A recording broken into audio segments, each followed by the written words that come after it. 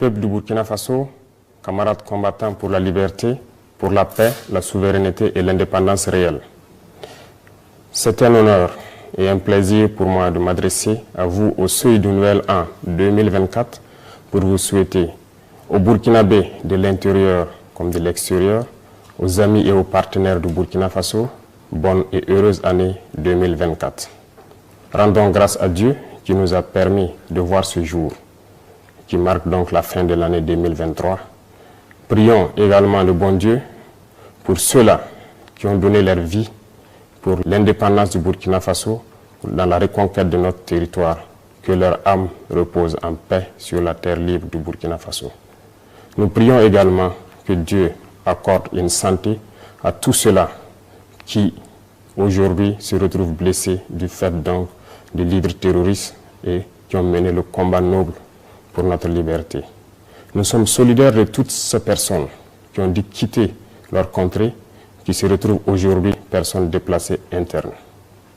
Camarades, 2023 a été une année au cours de laquelle nous avons fait une analyse profonde de la situation du Burkina Faso.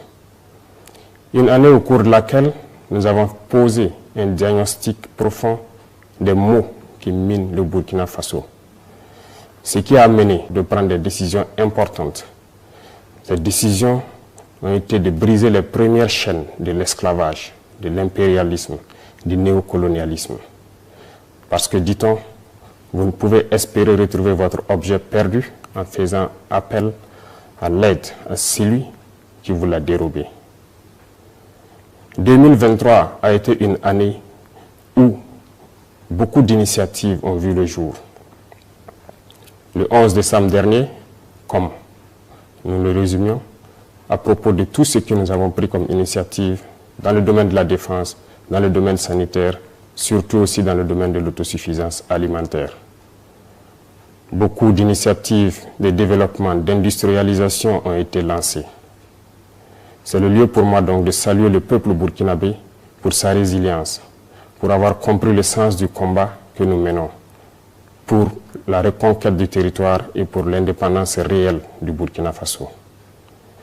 2024 sera une année au cours de laquelle nous allons continuer ce combat. Nous allons continuer à briser les chaînes de l'esclavage, à briser les chaînes donc du néocolonialisme qui nous empêchent de connaître le bonheur. Au cours de cette année 2024, nous allons poursuivre les efforts de reconquête du territoire et amplifier la lutte.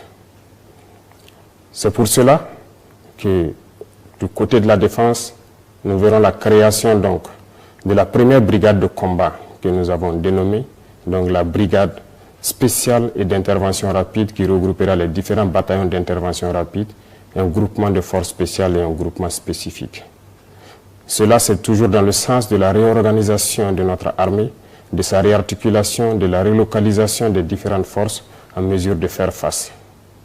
Un plan d'équipement stratégique et un plan de réorganisation des différentes forces a vu le jour en 2023.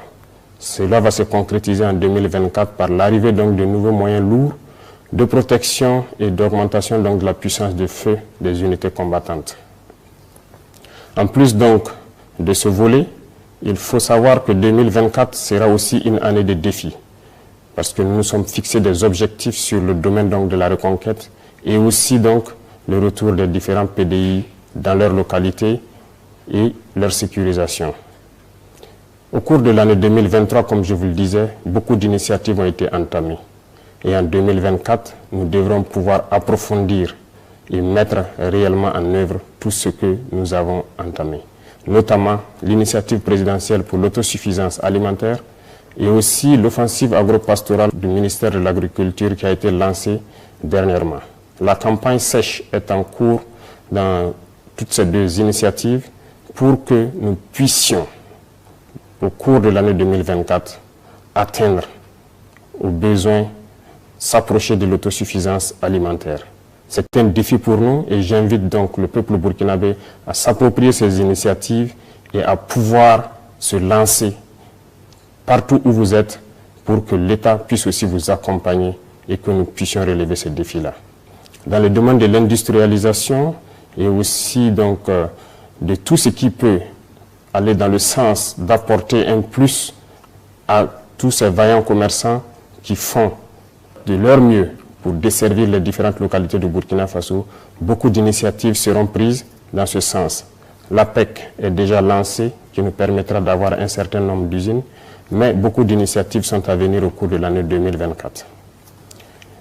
Au cours de l'année 2024, nous allons encore demander au peuple burkinabé de pouvoir s'approprier l'initiative présidentielle pour le développement communautaire. Ce, après analyse donc de la situation sanitaire, comme nous l'avons dit le 11 décembre dernier, il faut que nous puissions reconstruire nos villes et pouvoir assainir.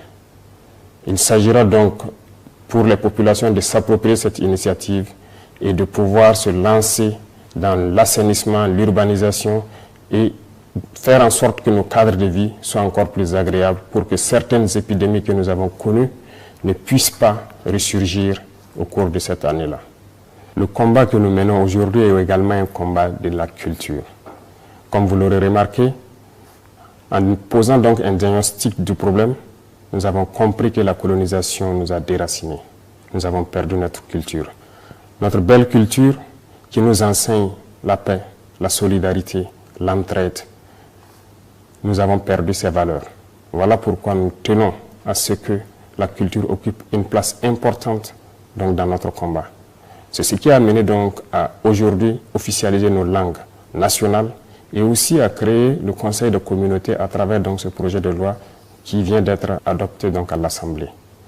Ceci doit nous amener à revenir à nos racines, à nos traditions, à nos cultures, pour pouvoir faire ressurgir ces valeurs de solidarité qui nous manquent beaucoup, ces valeurs de paix, de tolérance et d'entraide.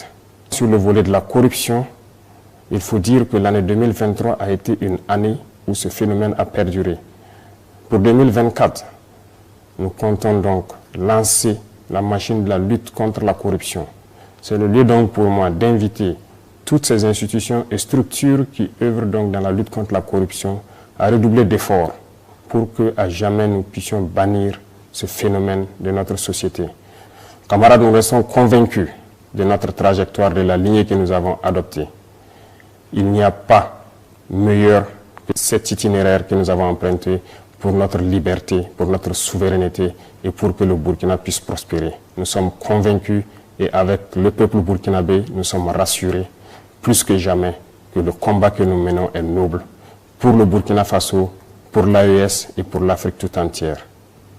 Nous allons vous souhaiter une très bonne année 2024, une année pleine de santé, une année de combativité, une année au cours de laquelle donc tous les Burkinabés vont pouvoir cultiver l'amour entre eux, une année au cours de laquelle nous souhaitons que les Burkinabés puissent faire fi des différends qu'ils ont connus et pouvoir donc regarder ensemble vers l'avenir.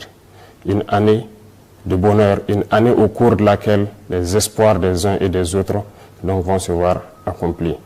Nous ne pourrons terminer sans remercier le peuple burkinabé qui a compris le sens de la lutte et qui se bat jour et nuit dans la veille citoyenne pour protéger cette transition. Parce que, dit-on, l'ennemi n'a pas encore rangé sa hache de guerre, que ce soit de l'intérieur ou de l'extérieur, l'impérialisme est toujours en activité. Merci au peuple burkinabé pour ce combat que nous menons et merci à tous ceux qui de près ou de loin nous soutiennent, qu'ils soient de l'intérieur, de l'extérieur, partout dans le monde, qui soutiennent le Burkina Faso dans cette lutte. Vive le Burkina Faso, que Dieu protège le Burkina Faso. La patrie ou la mort, nous vaincrons.